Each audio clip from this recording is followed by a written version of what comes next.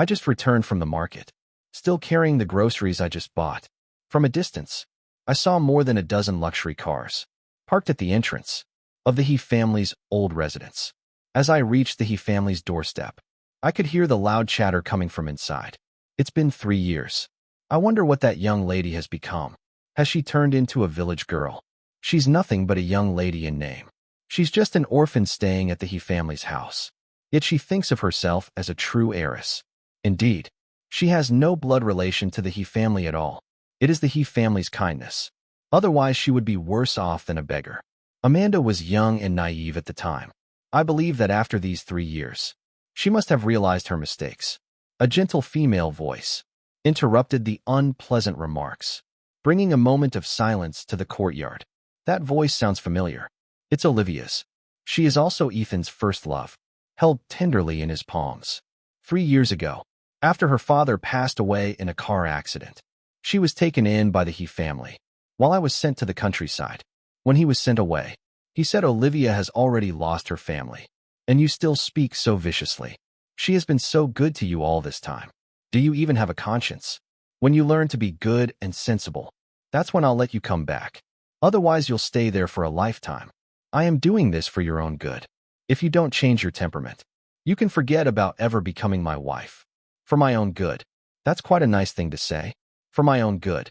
Is it still necessary to favor Olivia in such circumstances, just to throw me out to the countryside and ignore me? He clearly knew that by that time. My emotions were on the verge of collapse. Now hearing this, I can only feel the irony. It was also kind of Olivia not to hold it against her. If it were me, I would definitely make her stay in for a few years. Olivia said softly. Amanda is still considered part of the He family. After saying this, her eyes turned slightly red. Olivia, don't be sad. That fool has already been punished. What do you think her expression, Lucas, be when she sees us later? Needless to say, they would definitely be wailing and crying, then kneeling and begging to go back with you. Ethan snorted coldly. It's been 3 years. Even a dog should have learned to behave by now. If not, then continue to be reformed here. A course of agreement arose around. Well, I actually look forward to her not having learned her lesson. That way I can avoid seeing her for the rest of my life. Yes, her shameless appearance makes me feel disgusted, just looking at her. But I remember you seem to have a marriage contract, right? A voice spoke up, tinged with a hint of doubt. Olivia, upon hearing this, turned her head towards Ethan. Her eyes filled with anticipation. Engagement, let's see how she performs. Olivia turned her gaze away, feeling somewhat disappointed. After hearing Ethan's words, hearing this, I couldn't help but laugh out loud. There was no attempt to hide my laughter. The sound was carried into the small courtyard by the rising gentle breeze, startling a group of little turtles inside. The person closest to the door turned to look at me, surprised and puzzled. And Amanda, his shout, drew the attention of everyone in the small courtyard. Is she really Amanda? How is that possible? Wasn't she supposed to become a village girl? I listened to their discussion and understood why they were so shocked. In their imagination, I had been thrown into the countryside for 3 years, and I must have turned into a rustic, haggard village girl by now. Instead of being like I am now, a well-fitted lawn dress, paired with a thin knitted sweater, with a camera hanging around her neck. Her hair and face were well maintained, and she even had nude-colored nails. She looked nothing like a country girl. Ethan's gaze slowly fell on me, a bit surprised. Amanda, he called my name, his tone distant, completely different from how he spoke to Olivia. In my memory, I have also been dissatisfied with this and have cried and made a fuss. But now it won't. Mr. Ethan, I switched the basket of vegetables to the other hand and greeted him politely. Hearing my words, Ethan frowned slightly. It's only been 3 years. Is it really necessary to be so distant? I am your fiancé, and this is how you speak to me. It seems the time has been too short. You still haven't learned to behave.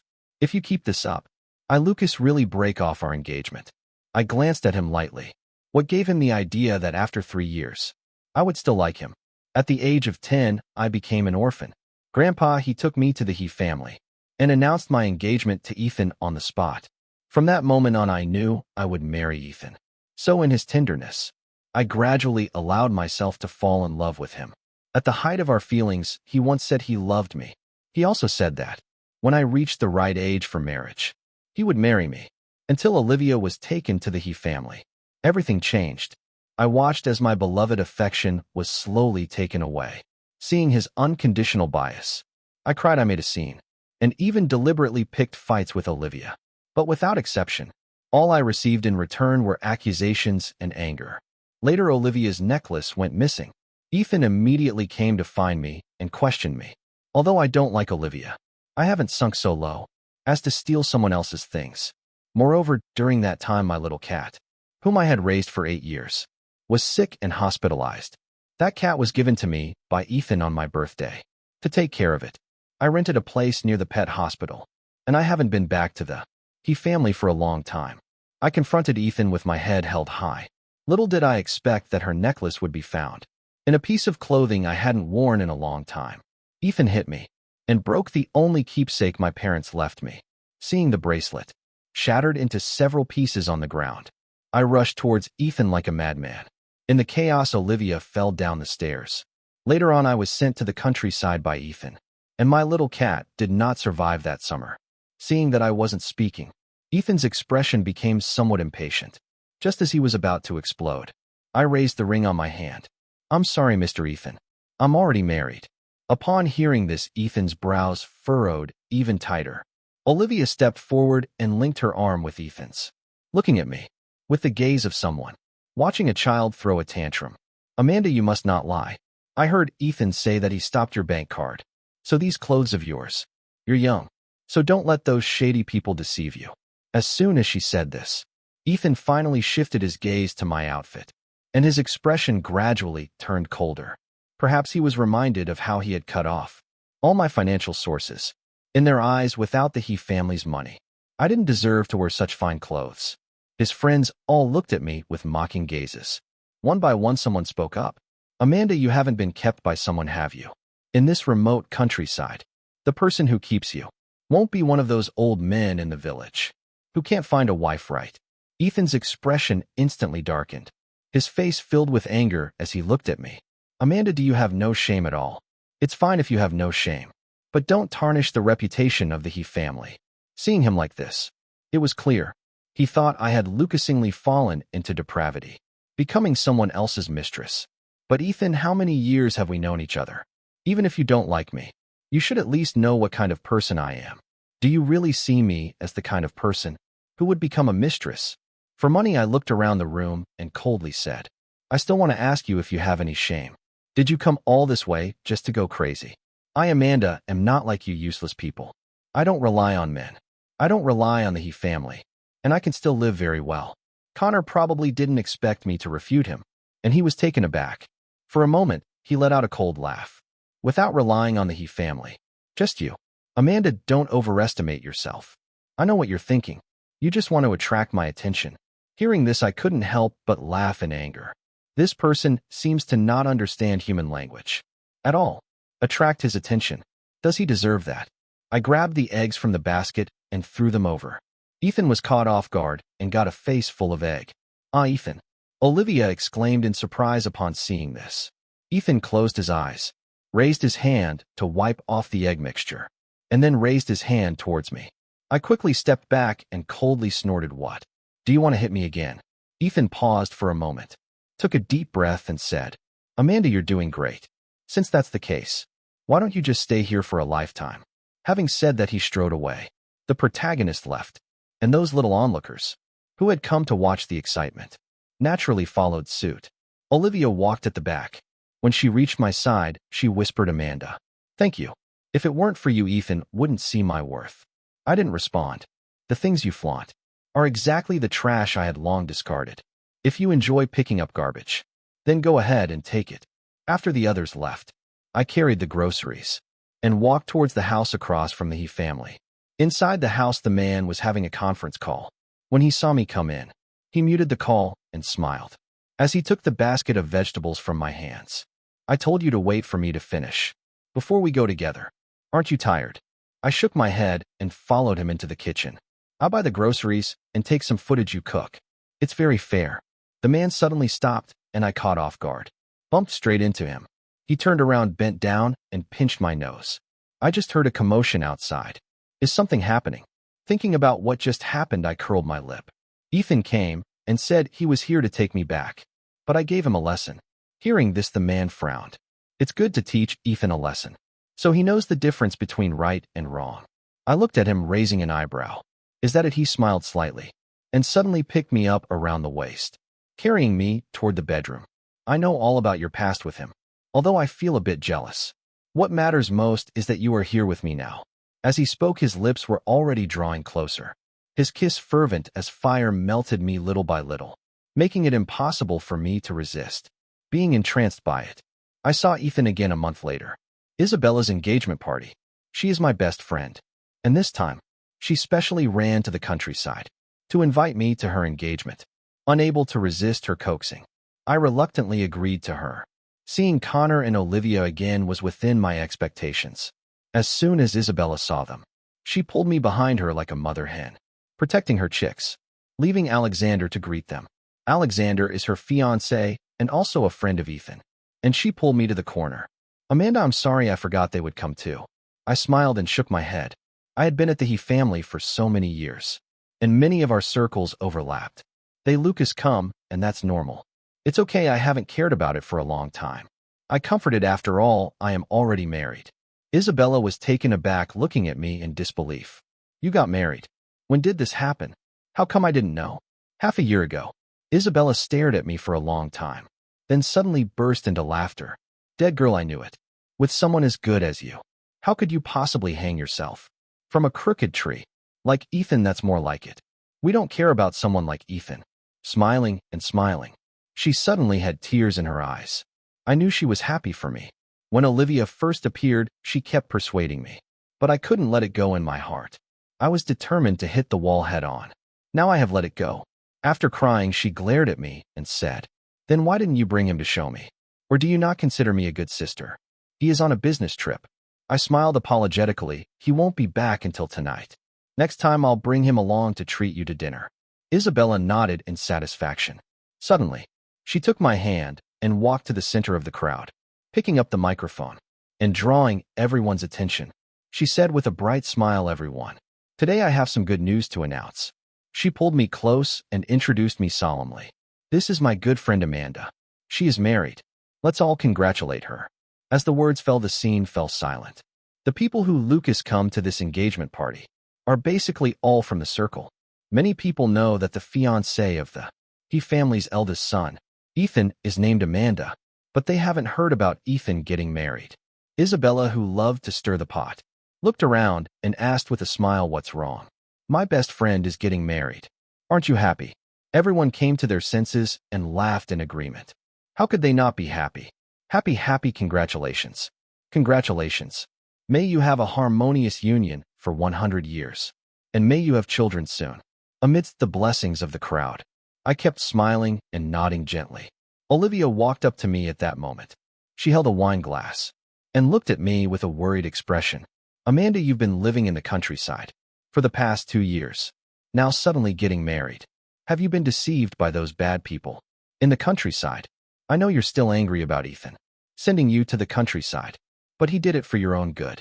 You are young, but you must not act impulsively out of anger. Marriage is a significant matter, and you must be cautious. Olivia, are you meddling too much? Even if I marry a pig, it's none of your business." I couldn't help but interrupt her. I really hate her. Clearly she doesn't like me, yet she always pretends to care about me. She was like this when we were at the He family's place, too. Then, I slowly became a person that the He family did not like. As for her, she became the one who was understood by everyone. Having seen this trick too many times, I found it boring. Interrupted by me, Olivia's eyes immediately turned red, and Ethan happened to walk over at just the right moment. He looked at me, and after a long while slowly spoke. "Amanda, enough is enough." After the banquet, I waited alone by the roadside for a taxi. Ethan's car stopped in front of me, his expression indifferent. "Get in." I shake my head. "No need, my husband Lucas come to pick me up." Ethan scoffed and said, "Amanda, how much longer are you going to keep pretending? It's one thing to fool others. This River City, who doesn't know that I like you so much? I could die for it. With someone like you who would be Lucasing to marry you. Hurry up and get in the car, and I won't hold you accountable for running back to Jiangxing on your own." When Ethan spoke, his tone was not very pleasant. As he saw me standing there motionless, his brows furrowed, and a hint of disgust appeared on his face. Have you really been kept by someone who is so blind? Hearing him say this, I smiled faintly. Mr. Ethan, have you ever been kept by someone? Otherwise, how could you think that everyone else is being kept? Only those with a dirty heart. Lucas think others are dirty when they look at them.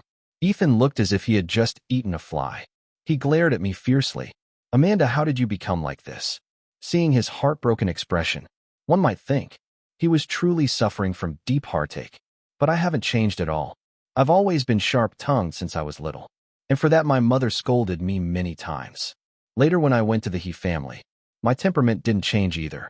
I remember the first time I confronted someone at the He family. Ethan was laughing beside me. He said that girls should be strong so that they won't be bullied. It was only later, when Olivia appeared, that he began to find me lacking in grace and gentleness. So I simply reined in all my sharpness. Now I am no longer Lucasing to change for him. Olivia sat quietly in the passenger seat, listening to Ethan and me talk. Seeing Ethan like this, a hint of a smile flickered in her eyes.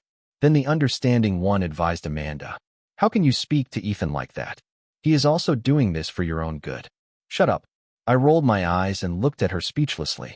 Not speaking. No one. Lucas treat you as a mute. I'm talking to Ethan. What does it have to do with you?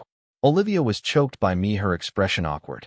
At that moment, a pink sports car pulled up behind me and honked its horn. Without even glancing at the two people, I strode over and got into the car. Amidst the roar of the engine, I could still hear Ethan's furious shouts. One night, I received a call from an unknown number. I answered and found that the caller was Lucas, Ethan's good friend. Amanda, what are you doing? I turned off the music. It's prenatal education. Is prenatal education the kind of prenatal education I'm thinking of? I nodded. Yeah, it should be. Lucas, stop joking.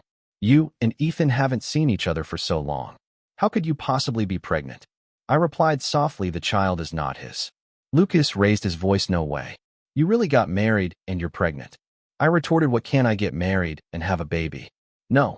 It's just that you and Ethan have always been engaged, and you've always liked him. How could you suddenly get married? You must be lying, right? Hearing this, I laughed. Why does it seem like I'm trying to deceive? Marriage is a significant matter. How could I possibly use something like this to trick anyone? Really getting married? I paused for a moment. I'll invite you to the wedding when it happens. As soon as the words fell, a burst of noisy sounds came from the other end. Then the call was disconnected. I didn't take it to heart either. 9 out of 10 of Ethan's friends thought I wasn't good enough for him, even when Ethan treated me the best. As soon as Olivia appeared, they looked down on me even more. I heard them speak ill of me many times. A little while later, another call came in. It was from Ethan. Upon answering the phone, I hadn't even had a chance to speak when the voice on the other end said, Amanda, go get rid of the child. I just find it a bit funny. Are you okay? Ethan's voice grew even angrier. Amanda, I told you to go get rid of the baby.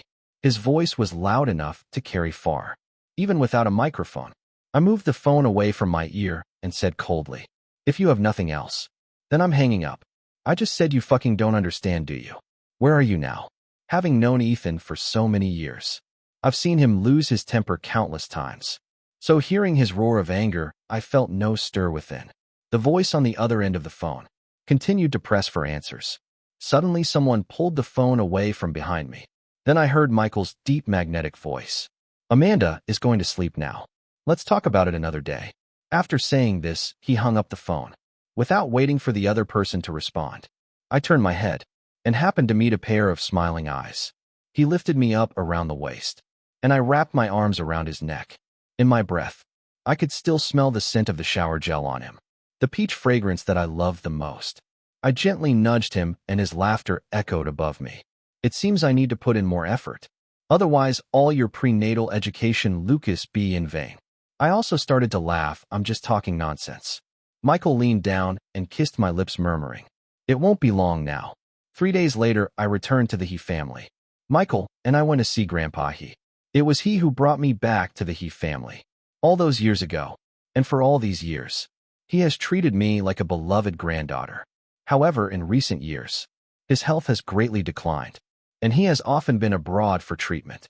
This time he returned to the country to celebrate his 80th birthday, and it is said that after the celebration, Lucas go abroad again to continue his recovery. After meeting Grandpa, Michael received a phone call and went to the backyard. While I looked for him standing in the corner, I thought you wouldn't come back. I turned my head to look at Ethan, who had somehow walked up behind me. He was looking at me with a gloomy expression. I ignored his expression, and it's Grandpa's birthday. Of course I'm coming back. By the way, I'll bring my husband to meet him. Ethan looked at me coldly. What do you have new tricks up your sleeve? Have you been thinking every day in the countryside about how to infuriate me? When you come back, let me tell you, stop dreaming. Lucas never marry you. I'll tell Grandpa right away to break off our engagement. Speaking of which, he glanced at my belly. Just get out of the He family. With the wild child in your womb. I never want to see you again. As soon as the words fell, a voice as warm and gentle as jade came through. Oh, young master, what great authority you have. I didn't even know that the He family was under your command. Ethan's body stiffened as he turned to look at the newcomer uncle. Michael walked over to me, took my hand, and looked at the big nephew in front of us. I wouldn't dare to be your uncle. You've even dared to drive your aunt away. Ethan's face turned pale. His gaze was fixed tightly on the hands that Michael and I were holding, and he spoke with a slight stutter. You say she is my aunt by marriage. Amanda and you. Michael glanced at him lightly, his voice turning a bit cold. She's your aunt by marriage, and you just call her by her name like that. Ethan's face was ashen, but soon he returned to his usual self. Even during the later family banquet, he maintained his usual demeanor, as if everything that had just happened did not concern him at all. The birthday banquet was over. Michael went to drive, while I stood at the door waiting for him. In the pause of waiting, Ethan suddenly appeared and pulled me into a secluded corner. He looked at me with icy eyes, gritting his teeth as he said, Amanda, you did this on purpose, didn't you? You and Uncle are putting on a show for me, aren't you? I looked at him. You're overthinking it. If it were acting, I wouldn't have come here with him. After all, back then, because of Ethan's parents' divorce, the two families had a very unpleasant fallout. If it weren't for me, Michael wouldn't have come here on his own. Moreover, Grandpa, he is really good to me. No matter what, I would never deceive him. Ethan had always known about these things. He was just too angry to think clearly now. He let out a cold laugh. So you're doing this to get back at me, right? To take revenge for how I left you in the countryside. For Olivia, Amanda. I told you, as long as you behave, you Lucas become my wife. Look at what you're doing now. Looking into his crimson eyes, I suddenly thought of the day Olivia first arrived at the He family. Ethan promised me that even if there were 10,000 Emelos, none could compare to me. He said I would always be his little princess, the one he loves the most. But later he blamed me time and again for Olivia. And in the end, he even hit me. I still remember the crisp sound of the jade bracelet falling to the ground, as if my heart had shattered into countless pieces. With a thud, I turned my gaze away and looked at the flowers blooming vibrantly, not far away. Ethan, from the moment you shielded Olivia behind you, you should have known that we have no future. I, Amanda, am not a magnanimous person. I cannot let go of past grievances. So between us, it's like that shattered jade bracelet. Impossible to return to the way things were. Now that Michael and I are married, and you have Olivia by your side, let's each be well. A complex expression flashed across Ethan's face. He was silent for a moment and said, Amanda, are you really that heartless? I do have feelings for you. Really, I just feel sorry for Olivia. Both her parents are gone. His voice trembled slightly, as if he were trying to control his emotions. Hearing this, I could only scoff with a sneer. She, Olivia, is pitiful for having lost her mom and dad. But what about me? I lost my parents when I was 5, and at 10, my only companion, my grandfather, also passed away. Am I not pitiable? How biased must a person be to say something like that? If he truly cared for me, how could he have left me in the countryside for 3 years without a word or concern? I looked at him and softly asked Ethan, do you remember why I came to the He family? Ethan's body stiffened, and then his face turned pale. He opened his mouth wanting to explain, but in the end he said nothing. I didn't see his expression. I just rolled up my sleeves to show him the scar on my hand. You may not know this, but when you first sent me to the countryside, I fell into depression and attempted suicide. Several times. So many times I thought I couldn't go on living.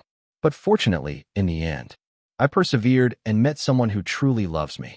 Just then, not far away, the car lights flickered. It was Michael. He had arrived, so I took my leave first. He lowered his head in silence.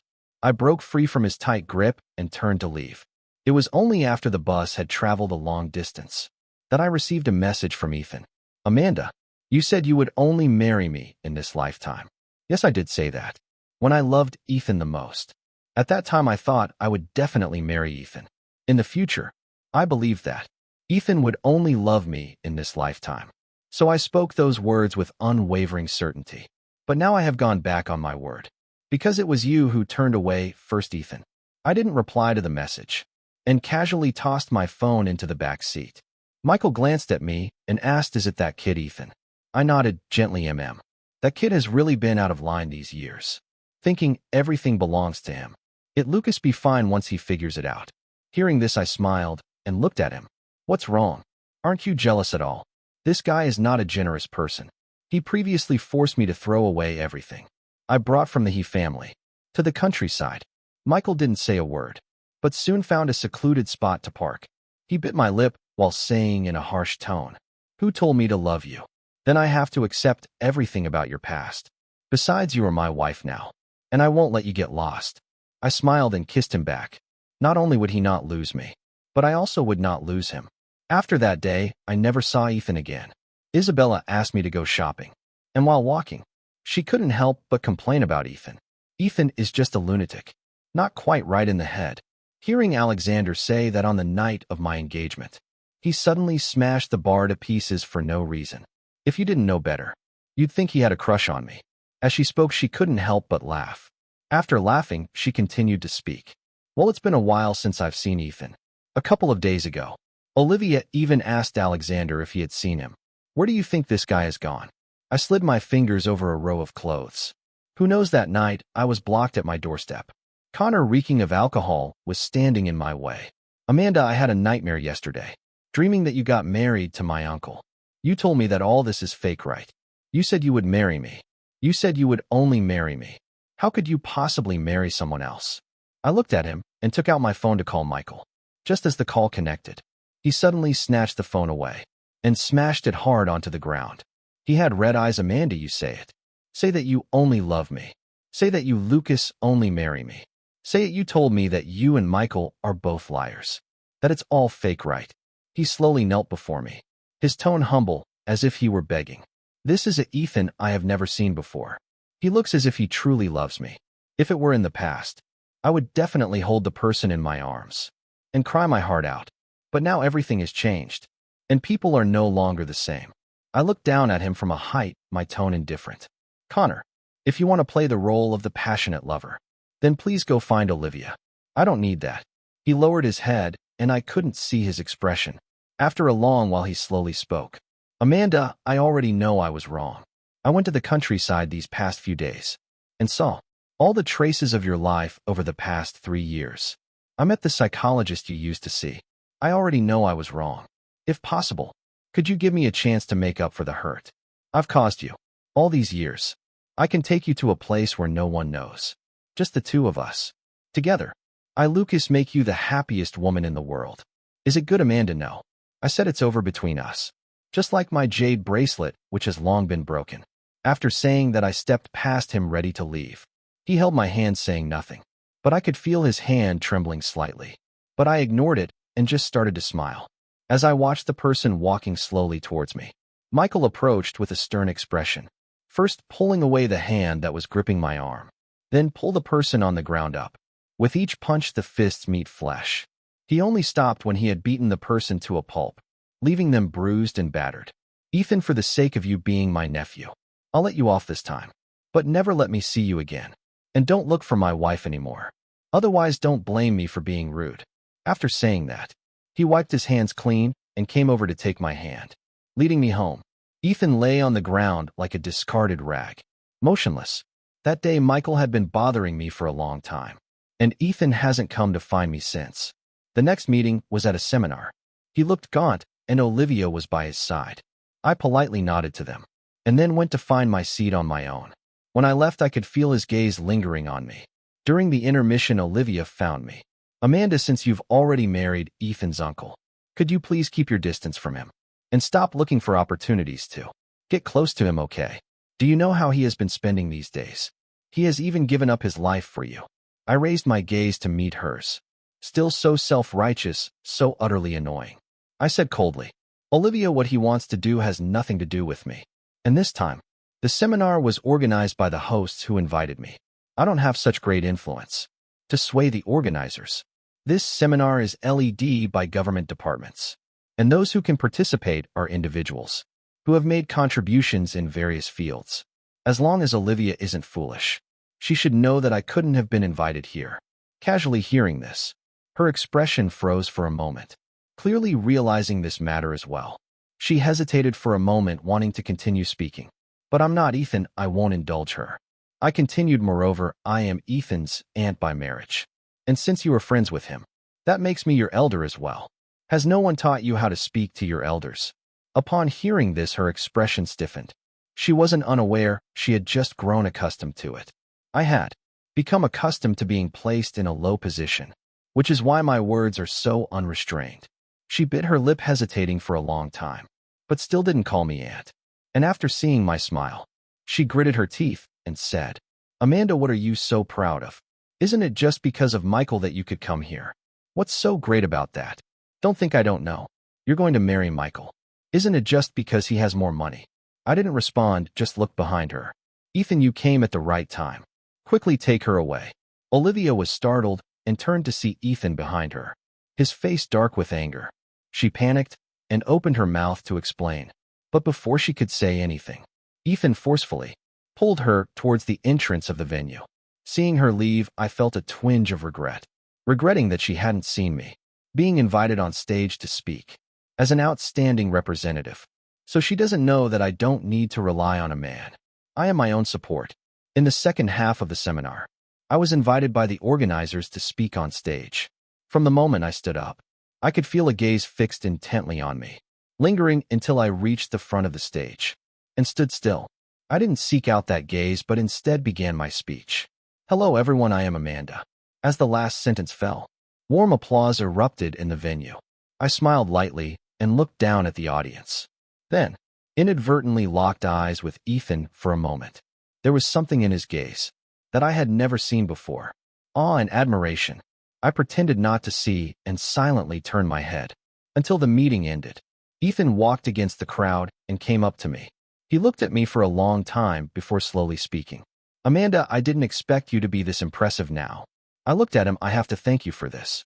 3 years ago, I was sent to the countryside, all alone and without support.